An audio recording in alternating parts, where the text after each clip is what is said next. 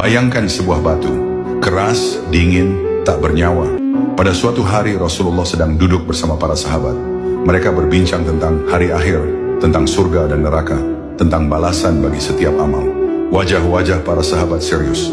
Hati mereka dipenuhi rasa takut sekaligus harap kepada Allah. Di tengah majelis itu Rasulullah mengambil sebuah batu kecil dari tanah. Batu biasa yang setiap hari diinjak manusia tanpa dianggap berarti.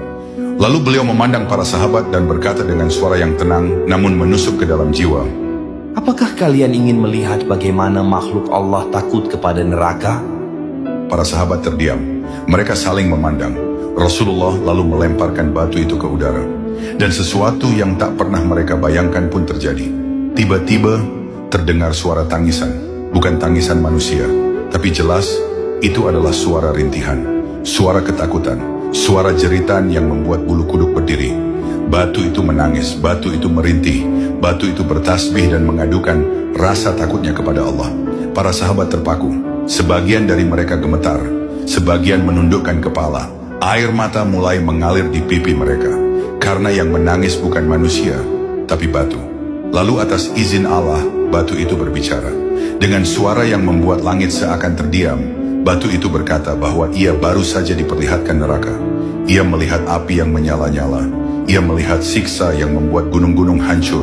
Ia melihat bagaimana makhluk Allah diseret ke dalam azab yang tak terbayangkan. Dan karena itulah ia menangis. Karena takut menjadi bagian dari neraka.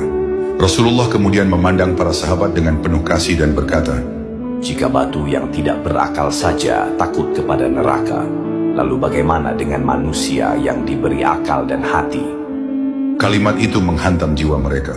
Ada sahabat yang langsung tersungkur, ada yang menangis terseduh-seduh, ada yang beristighfar tanpa henti. Mereka sadar, jika benda mati saja takut kepada neraka, lalu bagaimana dengan manusia yang setiap hari masih bermaksiat? Sejak peristiwa itu para sahabat semakin menjaga salat, semakin menjauhi dosa, semakin takut kepada murka Allah. Karena mereka pernah menyaksikan sendiri bagaimana sebuah batu menangis karena takut neraka. Dan hari ini kisah itu sampai kepada kita. Semoga kisah ini membuat hati kita kembali hidup, kembali takut kepada dosa, dan kembali rindu kepada surga. Jika kisah ini membuat dadamu sesak karena takut kepada Allah, tuliskan astagfirullah di kolom komentar. Bagikan agar lebih banyak hati yang terbangun sebelum terlambat.